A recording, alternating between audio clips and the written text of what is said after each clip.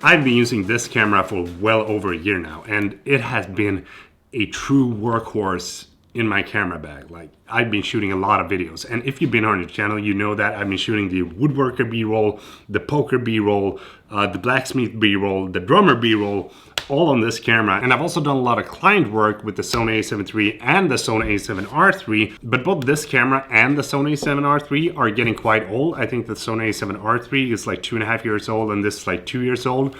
So is this still a viable option in 2020? That is something that I'm gonna try to answer in this video.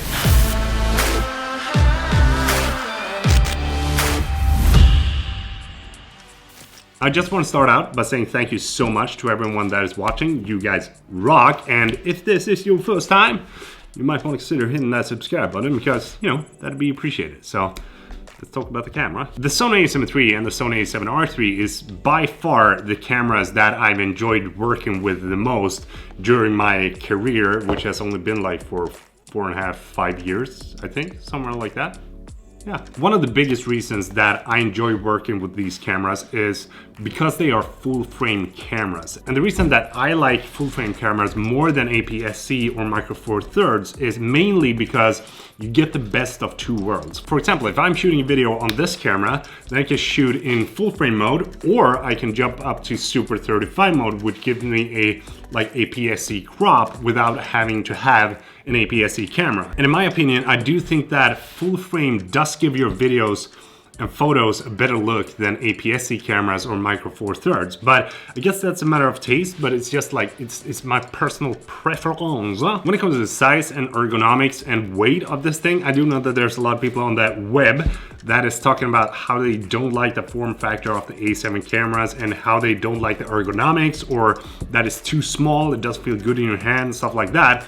Personally, I actually do have quite big hands, but I don't find any big issues with the camera. The only thing that I don't like is that my finger is hitting the lens right there. Every single time that I'm having a lens on the camera, it's like my long middle finger hitting the camera lens. But that is like the biggest issue for me when it comes to the size and the form factor of this.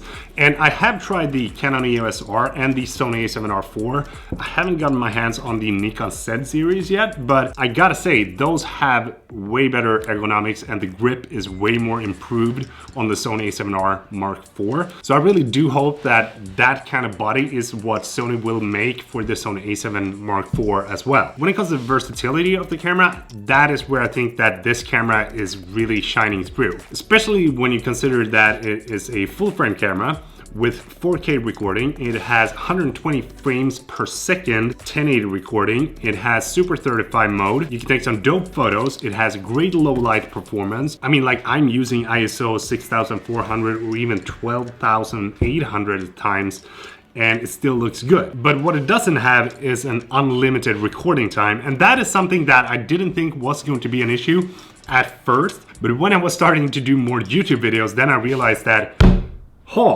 I gotta put a timer every single time on 30 minutes when I'm recording a video, because I can't just let it roll because the camera doesn't make a sound when it's turning off, and you can't record more than 30 minutes. So that is a big downside of this camera. Another downside of this camera is definitely going to be the weather sealing. For example, you don't have any kind of like rubber gaskets here on these kind of like flappy lids. Even though I am using this in slight drizzle, I wouldn't use it in anything more than that, especially when it comes to like moisture and, you know, heavy rain. But then again, like, you don't usually go out when it's heavy rain and shoot photos or shoot videos. Like, that is, at least I don't. The battery time though is way better than, for example, say the Sony A6500 or A6400, because it has this Z battery. But the thing is with these batteries is that they pack a lot of power into these batteries. I can actually use one single battery for an entire client shoot in one day. I mean, it's kind of insane when you think about it, because like it shoots 4K or you're shooting 120 frames per second full HD, and it still does manage to stay awake for like, I don't know, maybe like 5 or 6 hours constantly working. So that is pretty insane. One thing that I really wish that this camera would have is a flip out screen, a screen that goes out like this instead of going up like this, because this screen is like, it does a good job of like when you want to take low photos or when you want to use it as a display and shoot those low camera angles, but having the option to actually flip out your screen is like, it's so good. And I really don't like the contraption that they did on the Sony A7III, because it's like, it's no, just no. It would be so much better to have like one of those flipping out screens that you could like rotate and like twist and turn the way you want it, because I mean, like when you're recording a vlog you can't see yourself, which is good in a way because then you learn to actually look into the camera, but it's also good to know what kind of like framing, what kind of exposure, what kind of composition you have in your shot. Even though I am using this camera mainly to shoot videos with, it's actually one of the absolute best photo cameras that I've tried, like especially since it's a full frame camera, you get the IAF, fantastic battery life, and the autofocus overall is just insane. And the only reason that I think the A7R III is a better camera overall when it comes to photos is because the size of the sensor of the A7R. Because if you like started using the A7R sensor and then go back to a 24 megapixel, that is going to be like, oh, no, you really will notice the difference because it's that huge. It's almost like double up. One of the biggest reasons that I really enjoy working with this camera so much is actually the IBIS of the camera, because I think it does a fantastic job both when you're shooting videos and when you're taking photos. I mean, like when you're taking photos, you can just crank up that shutter speed and then you're and it's not gonna be noticeable anyways, but when you're shooting videos, it's actually really good to like have something that helps you to remove that small shakiness that usually makes your footage look really cheap. And if you've seen like the poker b-roll or the woodworker b-roll, then you probably know that I'm using the Sony 24mm G Master lens that doesn't have any OSS built in. So that is purely the wide angle together with the IBIS that makes the footage look that smooth, and of course maybe like some camera movements. And that also brings us into the cage that I've started to use for this camera as well. If you've seen any of those videos, then you've probably seen this cage sitting on top of my camera, like så här. And this is a cage that is from the brand 8Sin, which I really enjoy having on my camera. And the reason for it is because one, it feels like the camera is an expansion kit and you can just mount everything that you want onto this cage, which is totally awesome. Two,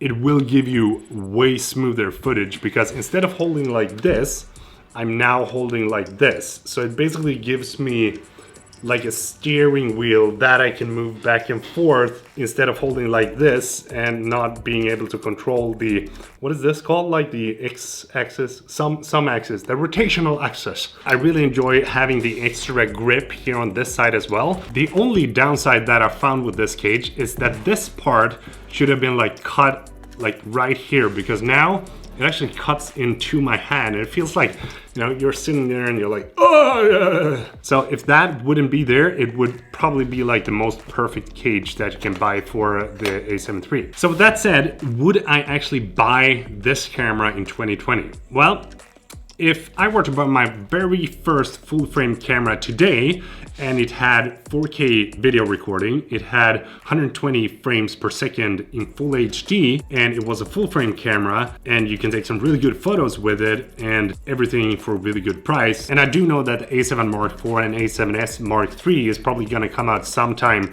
during 2020, but they're also probably gonna be way more expensive than this camera is. So yes, I actually do think that this is a great starting option for someone that wants to go into full frame and get a lot of stuff for the money that you invest into your camera. But I will say that if you have a Sony A7 Mark II or A7R Mark II, then I would probably not buy the A7 III and instead wait for the A7 Mark IV or the A7S Mark III, depending on if you're doing videos or taking photos. Because my thoughts on the A7 Mark IV is that it's gonna be like a 30-something megapixel camera with 4K 60 and maybe like 180 frames per second in full HD. But that's just my speculations. I have no clue really. I am looking forward to seeing what Sony will bring to the table during 2020, because it's gonna be really exciting to see if they actually make this like super video oriented A7S Mark III that everyone has been waiting on, or if they drop like the A7 Mark IV first. So yeah, I would love to hear your thoughts. What do you think about the Sony A7 III in 2020? Would you buy it if this was your first camera? Do you own it, or would you like to own it, or do you own another camera like the Canon EOS R or the Nikon Z? I would love to hear your thoughts about those too. Thank you so much for watching. Really hope that you enjoyed this video, and if you did, please do give it a thumbs up because it does help a lot. And until next time, Peter from Sweden out.